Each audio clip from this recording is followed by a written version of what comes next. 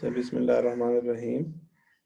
I am Dr. Saeed Irfanullah from Abbasian University, Peshawar. Previous class में जो हमने discuss किया था वो मिनट स्क्रीन आपको नजर आ रही है? हेलो, यस सर, नजर आ रही है। स्क्रीन नजर सही आ रही है ना? चले, सही नजर आ रही है। ठीक है। अच्छा, ये हमने डिस्कस कर दिया था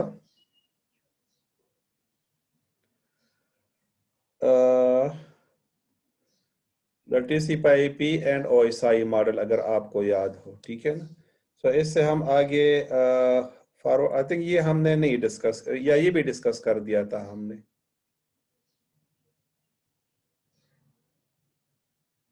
UDP डेटाग्राम ये हमने डिस्कस किया था कि नहीं किया था? आई थिंक ये नहीं किया था हमने, ठीक है ना? चलो से हम इसी से स्टार्ट ले लेते हैं, ठीक है। अब देखिए यहाँ पर हमने ये डिस्कस किया था ट्रांसपोर्ट लेयर के ऊपर कि हमारे पास और भी हैं, लेकिन ये तो इम्पॉर्टेंट है। One is the UDP and the other one is the TCP। तो UDP stands for User Datagram Protocol and TCP stands for Transmission Control Protocol। अच्छा, ये मैं आपको बता दूं कि इस क्लास के 2 सेशंस होंगे, ठीक है। पहले सेशन में मैं आपको थ्योरेटिकल कॉन्सेप्ट्स आपको दूंगा, ठीक है। जबकि सेकंड सेशन में मैं आपको कल की जो लैब है उसके हवाले से आपको गाइड करूंगा, ठीक है। तो लैब ठीक है कि आप यूनिवर्सिटी में तो आ नहीं सकते, लेकिन पैकेट ट्रेसर के थ्रू हम इस लैब को कंडक्ट करेंगे, ठीक है। तो मैं आपको लैब दे दूंगा, फिर आप लोगों ने कंडक्ट करना है, फिर अपनी जो टीचर है उसको आपने दिखा देना है, ठीक है। तो यहाँ पर अगर हम अब देखें तो this is the structure of the UDP protocol. इसके 2 पार्ट्स हैं।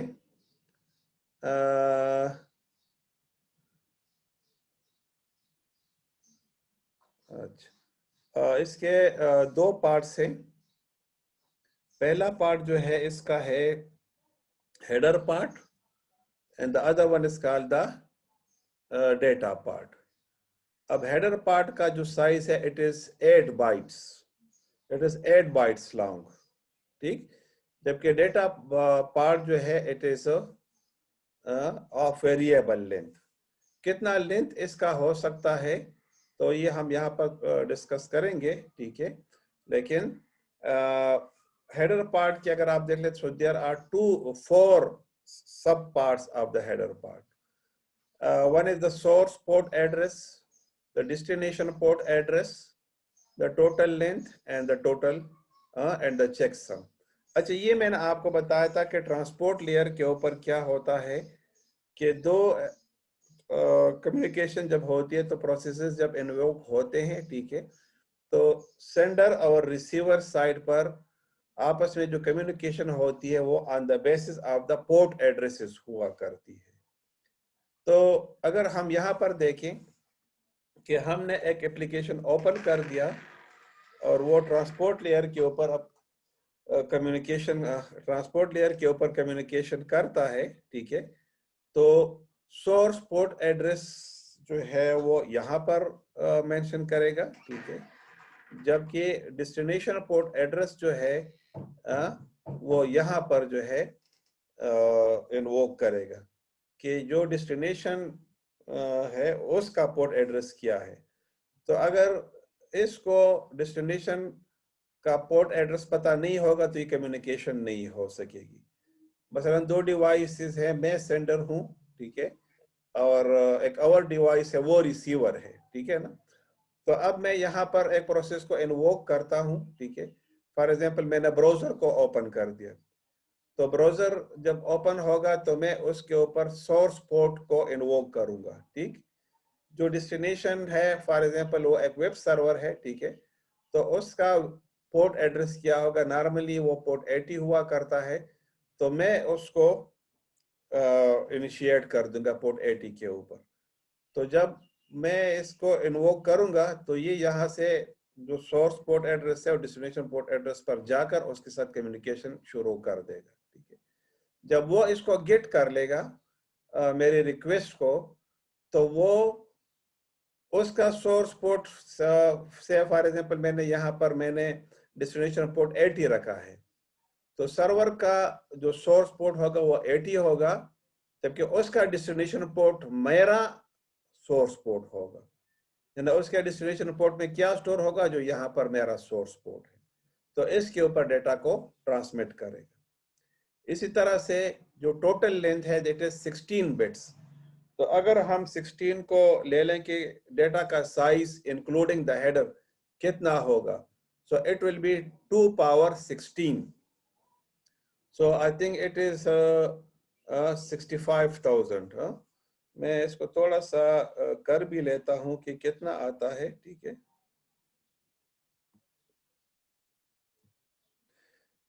कैलकुलेटर, तो अगर मैं इसको थोड़ा सा देख लूं, साइंटिफिक को मैं ओपन कर दूं, सो 2 पावर 16,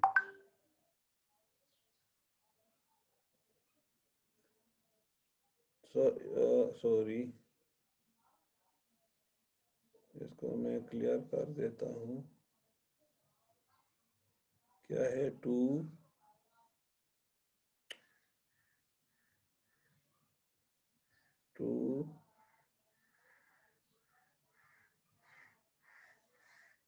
किधर है यार क्लियर,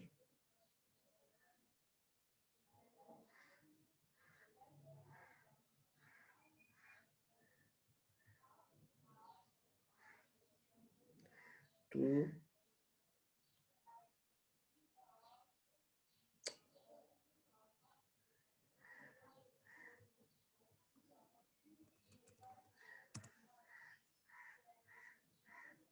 ये 2, अच्छा यहाँ पर है यार, पावर 16 किधर है, x पावर वही है 16, मैं गलत को क्लिक कर रहा था। ये तो 65,000 अराउंड, ठीक है। तो 65,000 बिट्स जो है इसका साइज होगा। अब चेकसम क्या चीज है, चेकसम जो है फॉर द एरर डिटेक्शन जो है हम यूज करते हैं कि अगर फॉर एग्जांपल इसमें एक बिट का एरर आ गया, तो हम चेकसम के थ्रू हम इसको चेक कर सकते हैं for the error detection. Checksum कैसे वर्क करता है, सोर्स साइड के ऊपर आपके पूरे डेटाग्राम का डेटा प्लस हेडर पार्ट, इसका चेकसम प्रोड्यूस होता है और वैल्यू यहाँ पर चेकसम में डाली जाती है। रिसीवर जब रिसीव करता है तो वो इसको गेट कर लेता है, ठीक है, और चेकसम के थ्रू वो दोबारा जो है इसको प्रोड्यूस कर लेता है और देखता है कि अगर दोनों चेकसम अगर सिमिलर है तो कोई एरर डेटा में नहीं होगा, अगर दोनों में फर्क है तो मीन्स के डेटा में फोर्जरी हुई है या ट्रांसमिशन जो है एरोनियस ट्रांसमिशन हुआ है, ठीक है। अच्छा, ये हमारे पास कुछ स्टैंडर्ड पोर्ट नंबर्स हैं। FTP जो है पोर्ट 21 के ऊपर वर्क करता है, ठीक है। TCP सॉरी टेलनेट जो है पोर्ट 23 के ऊपर वर्क करता है। SMTP जो है पोर्ट 25 के ऊपर वर्क करता है। DNS जो है 53 के ऊपर वर्क करता है। TFTP trivial file transfer protocol 69 के ऊपर वर्क करता है। इसी तरह SNMP जो है 161 के ऊपर वर्क करता है। HTTP जो है वो पोर्ट 80 और 443 के ऊपर वर्क करता है, ठीक है। तो इसी तरह ये स्टैंडर्ड पोर्ट्स हैं, ठीक है। सो अगर आपने फॉर एग्जांपल एक एप्लीकेशन डिजाइन करना हो तो 1 से लेकर 1024 तक ये स्टैंडर्ड पोर्ट्स है, ये आपने असाइन नहीं करने होंगे, क्योंकि ये जो है इंटरनेशनली अप्रूव्ड है खास एप्लीकेशंस को रन करने के लिए। हाँ, 1025 से लेकर 65,000 तक ये पोर्ट नंबर्स आप इस्तेमाल कर सकते हो, ठीक है, फॉर द डिफरेंट कम्युनिकेशंस। तो ये बात आप लोगों ने जहन में रखनी है। अच्छा, द नेक्स्ट वन जो है that is the TCP, that is the transmission control protocol. अच्छा, what is the transmission control protocol? Reliable stream of transmission control protocol, ये रिलायबल है, ठीक है। यूडीपी के बारे में हमने पहले भी कहा था कि it is unreliable connection less protocol. TCP क्या है? It is a reliable and connection oriented protocol. तो दोनों में ये फर्क है। टीसीपी क्या है? It is a reliable protocol, whereas the UDP is a unreliable protocol. TCP is connection oriented protocol, whereas the UDP is a connection less protocol. तो ये इन दोनों में मेजर फर्क है। तो जहां पर आप डेटा को ट्रांसमिट करते हो उधर आपको रिलायबिलिटी चाहिए हो तो आपने टीसीपी को यूज करना होगा। अगर आपके पास रिलायबिलिटी नहीं आपको चाहिए तो फिर आप जो है यूडीपी को बेशक इस्तेमाल करें, ठीक है। So at the sending end of each transmission, TCP divides a stream of data into smaller units called segments. Each segment includes a sequence number of reordering after the recipient together with the acknowledgement. ये हम इसकी structure यहाँ पर ही देखें हमारे पास available है, ठीक है। तो इसमें अगर आप देख लें तो जो यूडीपी का सेगमेंट फॉर्मेट है और टीसीपी का सेगमेंट फॉर्मेट है, दोनों में काफी फर्क है। अगर ये देखें आप यूडीपी ये है तो बड़ा सिंपल सा इसका स्ट्रक्चर है, ठीक है। जबकि टीसीपी को अगर आप देख लें तो इसका जो स्ट्रक्चर है ये काफी कॉम्प्लिकेटेड, आप समझ लें कि काफी कॉम्प्लिकेटेड इसका स्ट्रक्चर है, ठीक है। अब इसमें आप देख लें कि हेडर एंड डेटा दोनों में है, लेकिन इसका हेडर स्ट्रक्चर आप देख लें तो यहाँ पर नंबर ऑफ फील्ड ज्यादा हैं, जबकि यहाँ पर सिर्फ 4 फील्ड्स हैं। अब यहाँ पर आप आए तो source port address, destination port address, sequence number, acknowledgement number, H length stands for header length, reserve bits ये रिजर्व है, urgent, acknowledge, push, restart, sync, finish. Window size को हम बाद में फिर डिटेल में डिस्कस करेंगे, ठीक है। इसको हम यहाँ पर ज्यादा डिटेल में नहीं करेंगे, ठीक है। बहरहाल चेकसम है एन अर्जेंट पॉइंट है। अब देखें ये इसके स्ट्रक्चर को अगर आप देख लें तो ये जो फील्ड्स हैं as compare to the UDP काफी ज्यादा है इसमें। रीजन इसकी क्या है कि it is a reliable protocol, connection oriented protocol. तो इसमें हम क्या करते हैं कि जब सोर्स और डेस्टिनेशन आपस में कम्युनिकेट करेंगे तो सबसे जो फर्स्ट इसमें होगा वो ये होगा कि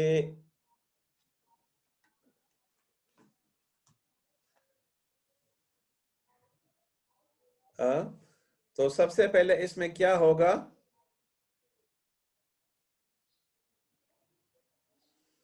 कि कम्युनिकेशन एस्टेब्लिश होगी। मसलन सोर्स पोर्ट जो है डेस्टिनेशन पोर्ट के साथ कम्युनिकेट करेगा और जब तक कम्युनिकेशन एस्टेब्लिश नहीं होती उस टाइम तक ये डेटा ट्रांसमिशन को नहीं करेगा। जब कम्युनिकेशन एस्टेब्लिश हो जाती है तो तब जो है डेटा ट्रांसमिशन जो है पॉसिबल होगी।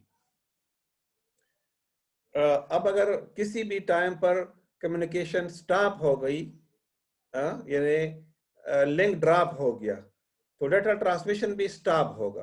क्यों?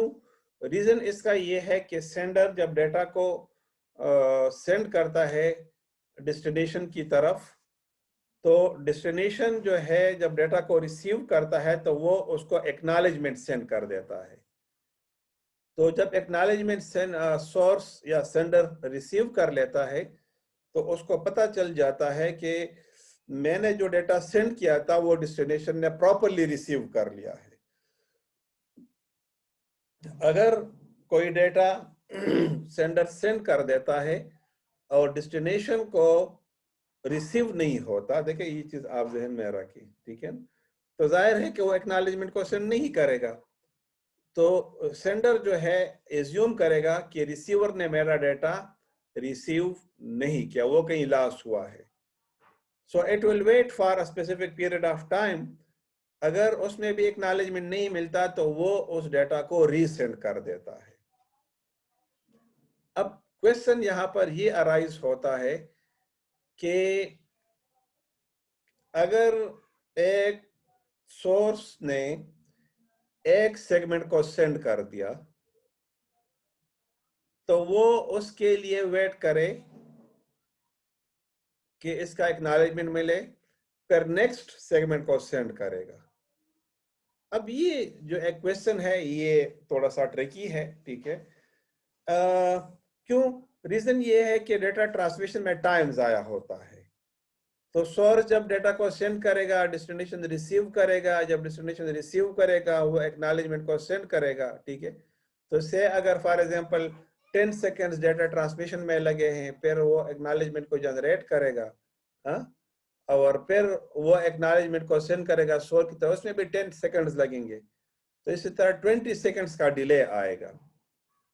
तो कम्युनिकेशन जो है इट विल स्लो डाउन, यानी डेटा ट्रांसफर जो है वो क्या होगा, स्लो होगा। अब इसका सॉल्यूशन जो है ये है, that is the window size.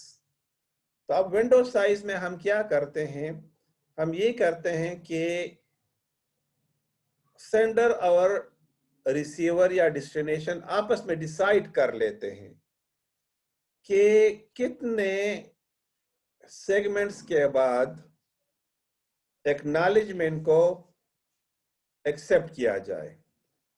मसलन अगर मैं ये कह दूं कि विंडो साइज अगर 1 है तो हर सेगमेंट के बाद एक्नॉलेजमेंट एक्सपेक्ट करेगा 100, ठीक। अब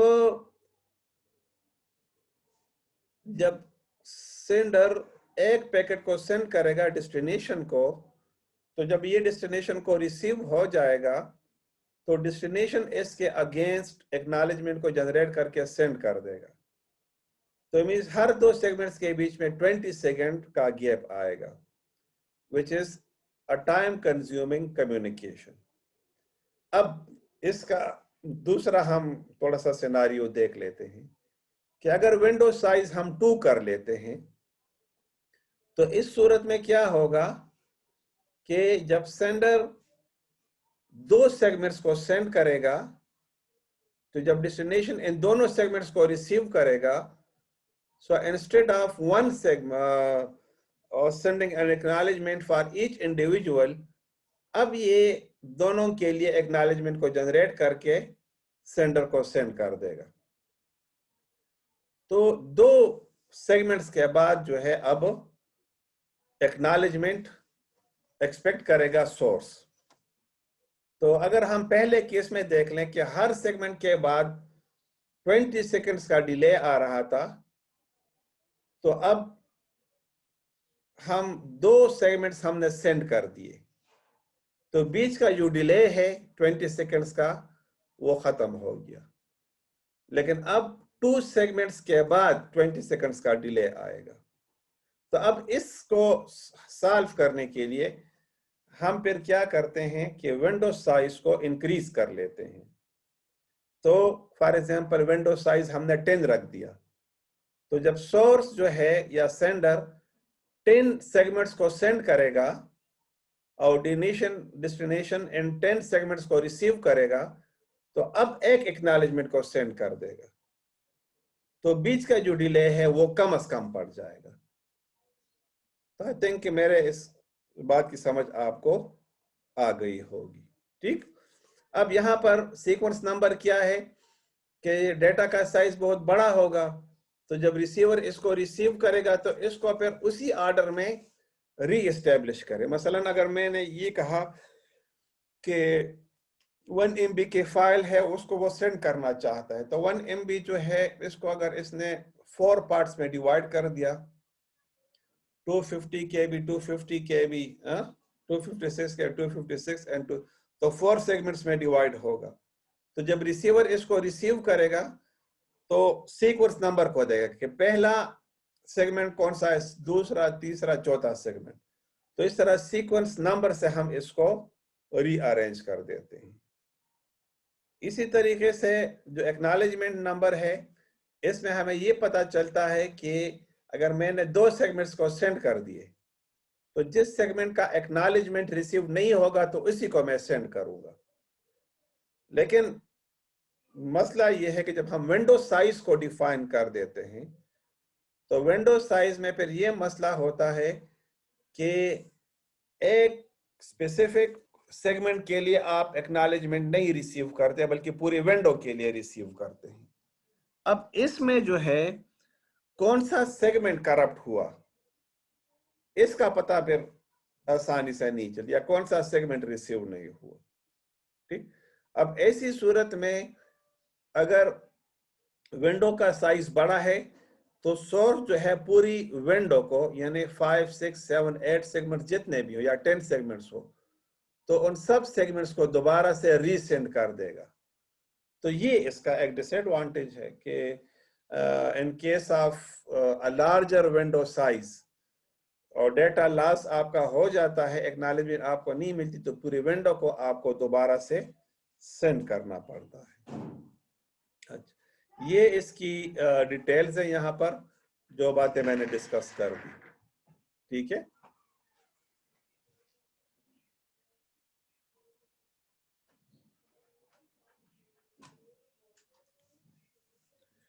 sequence number, acknowledgement number, header length मैंने आपको बता दिया। ठीक है, reserve, connect, reserve, control, urgent, acknowledgement, ये आप फिर खुद से देख भी सकते हो, मैं भी एक नजर बता देता हूँ। रिजर्व, 6 बिट फील्ड,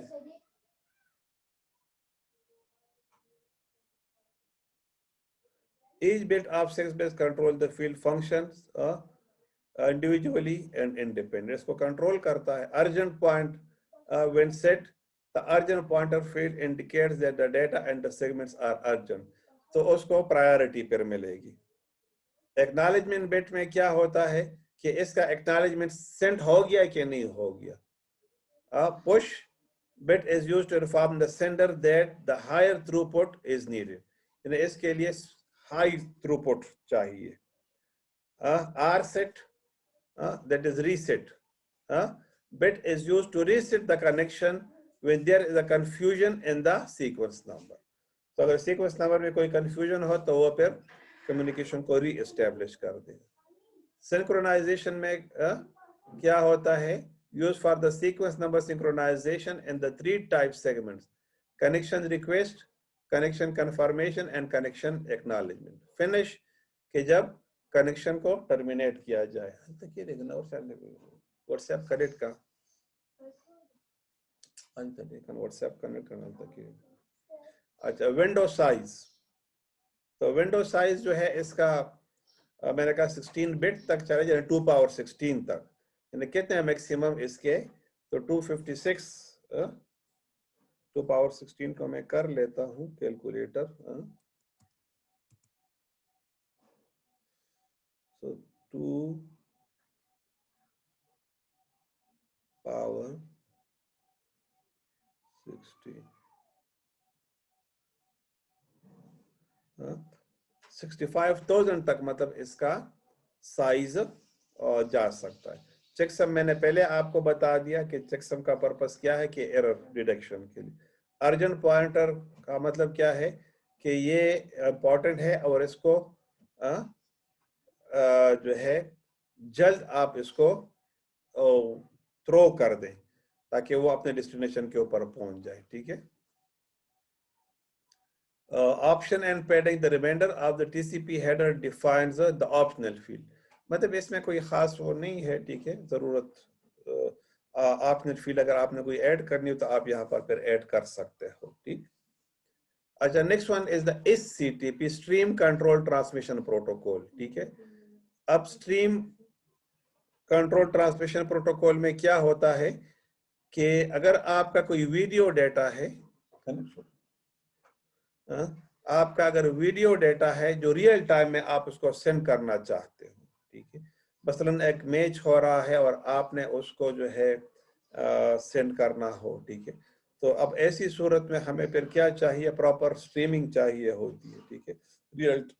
तो हम इसको टीसीपी के थ्रू भी कर सकते हैं, लेकिन टीसीपी की निस्बत जो है HTTP is more specialised for the stream control transmission. यानी डेटा ट्रांसमिशन, यानी इस फॉर्म में जो डेटा को हम सेंड कर देते हैं, तो as compare to the stream control ये ज्यादा रिलायबल है, ठीक है। यानी इसमें स्पेशल मेजर्स लिए जाते हैं।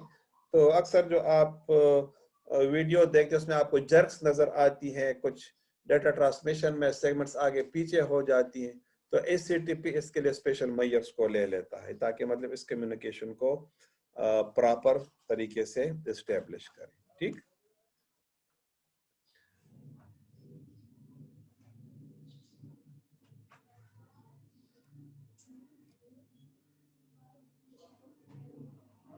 अच्छा, अब अगर आप यहाँ पर देखें तो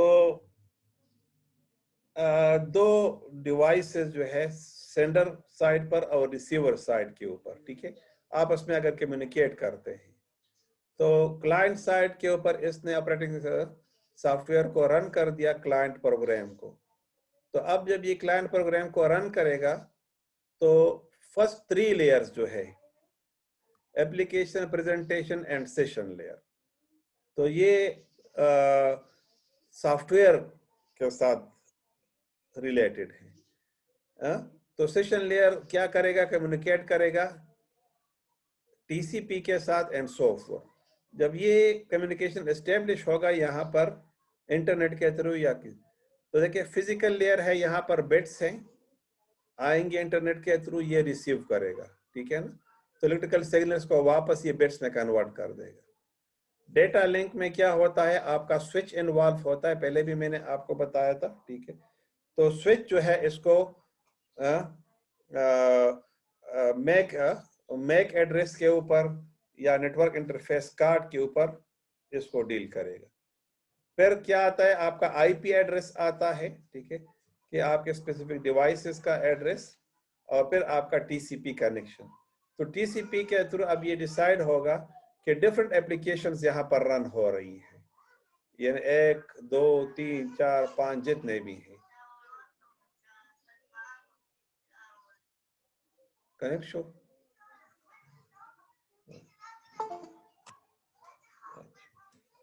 तो इस तरीके से जो है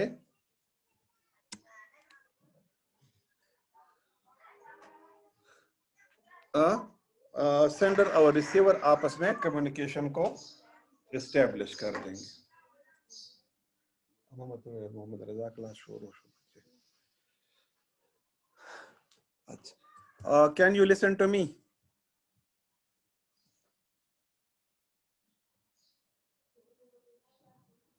डू यू लिसन टू मी?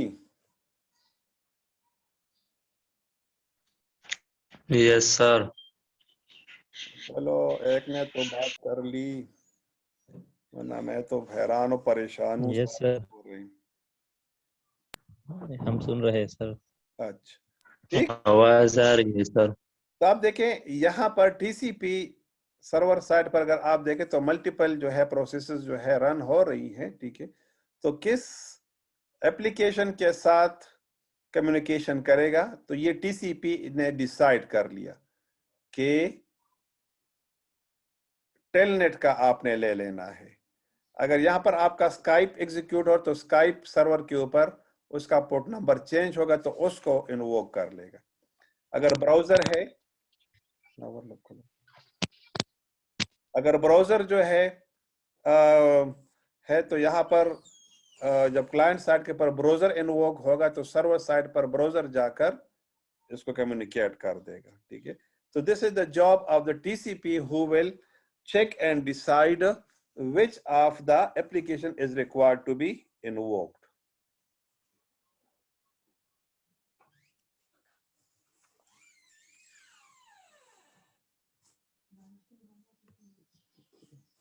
अच्छा,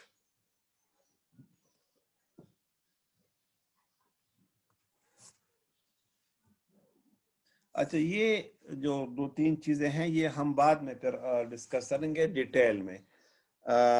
domain name system, SNMP, TFTP, ये चीजें हम बाद में डिस्कस करेंगे, डोंट वरी अबाउट दिस, ठीक है। अब यहाँ पर हम आते हैं एड्रेसिंग की तरफ, थोड़ा सा मैं जल्दी करूंगा, ठीक है, कि सेकंड सेशन में मैंने आपको थोड़ा सा प्रिपेयर करना है आपको कल की लैब के लिए, ठीक है। तो इस वजह से मैं इसको थोड़ा सा कंक्लूड करता हूँ, ठीक है। एड्रेसिंग हमारे पास 4 टाइप्स के हैं, specific address, port address, logical address and physical address. अब अगर हम इस डायग्राम को देखें तो एप्लीकेशन लेयर के ऊपर हम स्पेसिफिक एड्रेस को डिप्लॉय करते हैं। ट्रांसपोर्ट लेयर के ऊपर हम कौन सा address? Port address. Network layer के ऊपर हम लॉजिकल एड्रेस को यूज करते हैं, जबकि डेटा लिंक और फिजिकल लेयर के ऊपर हम फिजिकल एड्रेस यानी मैक एड्रेस, जो नेटवर्क इंटरफेस कार्ड का एड्रेस होता है, वो हम इन्वोक करते हैं। तो अब देखें, मैं थोड़ा सा आपको बता दूं कि स्पेसिफिक एड्रेस में हम क्या करते हैं, डोमेन नेम हम देते हैं www.yahoo.com। तो yahoo.com जो है it is called a specific address, या आपका जो ईमेल है it is a specific address, या आपका जो मोबाइल नंबर है या व्हाट्सएप नंबर होता है, this is called a specific address, ठीक। तो ये किसके साथ बिलोंग करता है? एप्लीकेशन लेयर के साथ। अब ट्रांसपोर्ट लेयर के ऊपर हमारे पास होता है पोर्ट एड्रेस। तो पोर्ट एड्रेस में क्या होता है कि मैं अगर वेब ब्राउजर को ओपन करता तो पोर्ट 80 इन्वोक होगा। तो ट्रांसपोर्ट लेयर क्या डिसाइड करता है कि based on the port address कौन से एप्लीकेशन को ये डेटा मैं प्रोवाइड कर दूं। ट्रांसपोर्ट लेयर के ऊपर होता क्या है कि किस एप्लीकेशन को ये डेटा प्रोवाइड किया जाए। तो पोर्ट एड्रेस, जिस तरह मैंने आपको यहां पर बता दिया कि डिफरेंट पोर्ट नंबर से,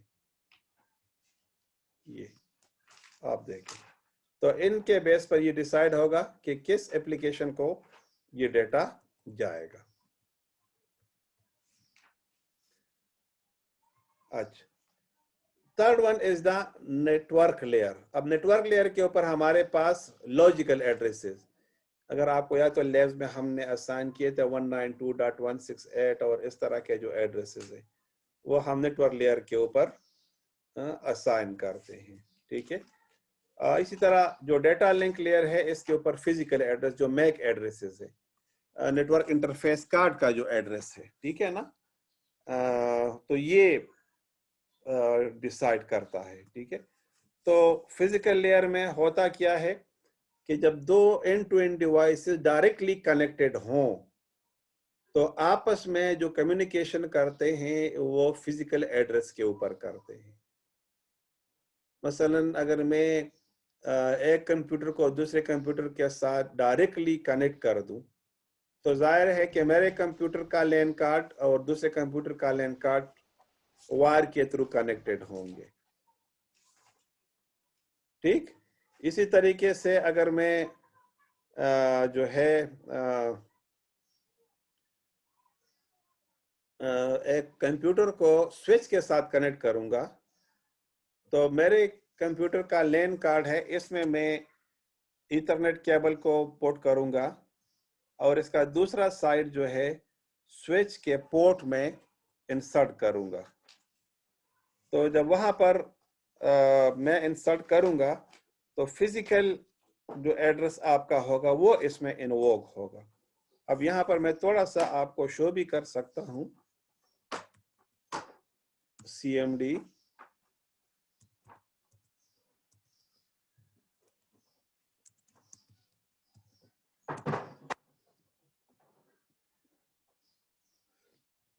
तो अगर हम इसको थोड़ा सा देख लें,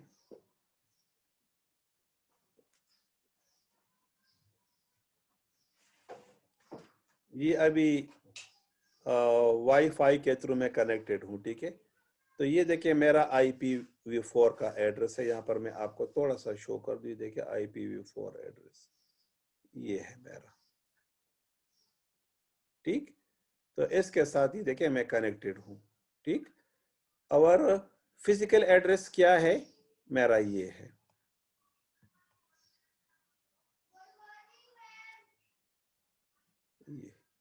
ये इसका फिजिकल एड्रेस है, ठीक। तो वाईफाई के साथ अब मैं कनेक्टेड हूं, तो मेरे वाईफाई का फिजिकल एड्रेस ये है, और जिसके साथ मैं कनेक्टेड हूं उसका अपना एक फिजिकल एड्रेस होगा, ठीक है ना। तो ये फिजिकल एड्रेस बेस के ऊपर आपस में कम्युनिकेट करते हैं, ठीक। अब यहां पर आप देखें कि लॉजिकल एड्रेस है, तो मल्टीपल कंप्यूटर्स हैं, मल्टीपल नेटवर्क्स हैं, तो उसमें से इसकी सिलेक्शन करता है, it is on the basis of the IP address.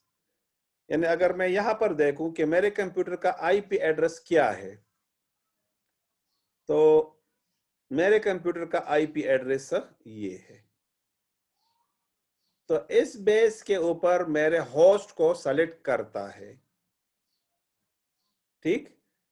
अब जब ये सेलेक्ट करता है तो ये इंफॉर्मेशन अपने पास रख लेता है, जो वायरलेस लैन एडाप्टर है, along with this physical address। जब रिप्लाई आती है तो इस फिजिकल एड्रेस को इसमें कन्वर्ट करके मुझे डेटा को रीसेंड कर देता है। तो अगर आपको याद हो तो यहाँ पर हमने एक डायग्राम को काफी डिटेल में डिस्कस किया था क्लास के अंदर, और ये वाला,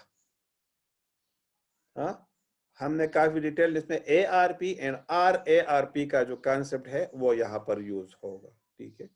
दोबारा इंशाल्लाह मैं इसको फिर समझाऊंगा, ठीक है, लेकिन यहाँ पर आपको थोड़ा सा इसको जहन में रखना जरूरी है कि कैसे ये करता है, ठीक है। तो एप्लीकेशन लेयर के साथ कौन सा एड्रेसिंग अटैच्ड है, this is the specific address. Transport layer के साथ पोर्ट एड्रेस, नेटवर्क लेयर के साथ लॉजिकल एड्रेस, डेटा लिंक और फिजिकल लेयर के साथ आपका फिजिकल एड्रेस। नेट स्लो है इधर है जरा, टीचर की आवाज शिवांशी हेलो जी, आवाज नहीं आ रही। तस्वर की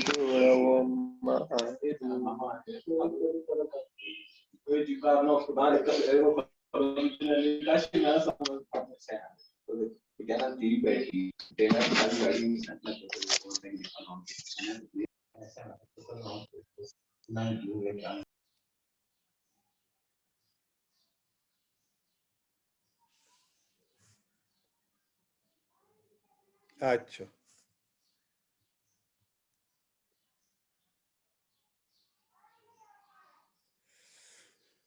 तो इस तरीके से जो है ये आपस में कम्युनिकेट करते हैं, ठीक है।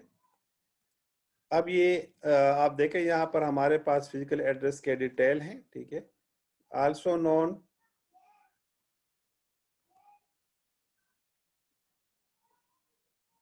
as a link address. It is included in the frame used by the data link layer. It is the lowest level address, have the authority over the network lane, and when Ethernet uses a 48-bit यानी 6-byte physical address written in 12 hexadecimal। ये अगर आप देखें ना तो ये इस तरह से लिखा हुआ होता है, मैंने अभी आपको शो भी कर दिया यहाँ पर, इधर से भी आप देख सकते हैं कि यहाँ पर जो फिजिकल एड्रेस है, ठीक है ना, ये तो ये 6 हेक्साडेसिमल नोटेशंस में जो है मेंशन्ड है, ठीक है। अब इसमें क्या है, the first 6 hexadecimal digits of the MAC address contains the manufacturing identification OUI, also organization unique identifiers, ठीक। And the last 6 are given by each vendor and often represent the interface serial number। तो ये अगर आप देखें तो ये अक्सर अगर एक वेंडर होगा तो इसका ये पार्ट सेम होगा, जबकि ये वाला चेंज होगा। तो ये वेंडर स्पेसिफिक है, यूनिक, और ये क्या है, डिवाइस यूनिक है, ठीक है। On most then interface card, the MAC address is burned into ROM and is only used for the LAN communication. तो ये आपस में कम्युनिकेशन करते हैं, ठीक है। तो कैसे ये करेंगे, फिजिकल एड्रेस को गेट कर देते हैं। यहाँ पर आप देखें मल्टीपल आपके पास अवेलेबल हैं, ठीक है ना। तो ये आपके पास आपके डिफरेंट मैक एड्रेसेस हैं। तो जिससे डेटा आता है उसको वो गेट कर लेगा, रेस्ट ऑफ से डेटा को ड्रॉप कर देगा। हर अब देखिए ये इसका देख ले तो क्या है, ये इसका मैक एड्रेस है, से फॉर एग्जांपल। तो अभी देखिए ब्रॉडकास्ट कर तो सबके पास आएगा, लेकिन ये रेस्ट ऑफ को डिस्कार्ड कर देगा और इसी को ही डेटा को सेंड कर देगा। इसी तरीके से रेस्ट ऑफ जो है इस डेटा को ड्रॉप कर देंगे और जिसके साथ रिलेटेड होगा वो डेटा को एक्सेप्ट करेगा। तो ये ब्रॉडकास्टिंग का कॉन्सेप्ट है। मैंने आपको बताया भी था कि स्विच जो है वो ब्रॉडकास्ट करता है। तो अगर एक स्विच के ऊपर 10 कंप्यूटर कनेक्टेड है तो तमाम 10 के 10 जो है इसको रिसीव कर लेंगे, ठीक। अब जब ये रिसीव कर लेंगे, ठीक है, तो ये देखते हैं कि किस कंप्यूटर से रिलेटेड ये डेटा है, तो वो इसको गेट कर लेगा, जबकि रेस्ट ऑफ द कंप्यूटर जो उसको डिस्कार्ड करेंगे। यहाँ पर आप देखें ना 4 कंप्यूटर कनेक्टेड है, सेंडर ये डेटा को तीनों गेट कर रहा है, लेकिन जिसके साथ रिलेटेड होगा वही गेट करेगा और बाकी 2 जो है 28 और 53 ये इसको ड्रॉप कर देंगे, ठीक। अच्छा, टाइम इस सेशन का खत्म हो रहा है, ठीक है। तो मैं एक 5 मिनट के बाद दोबारा लॉगिन, उसमें मैं फिर आपको कल के लैब के बारे में गाइड करूंगा, ठीक है। तो मैं दोबारा व्हाट्सएप में एड्रेस को शेयर कर देता हूं, ठीक है। तो जैसे ही आपको मिले तो फौरन आप लॉगिन हो जाएं, तो मैं आपको लैब के हवाले से फिर गाइड करूंगा। Thank you.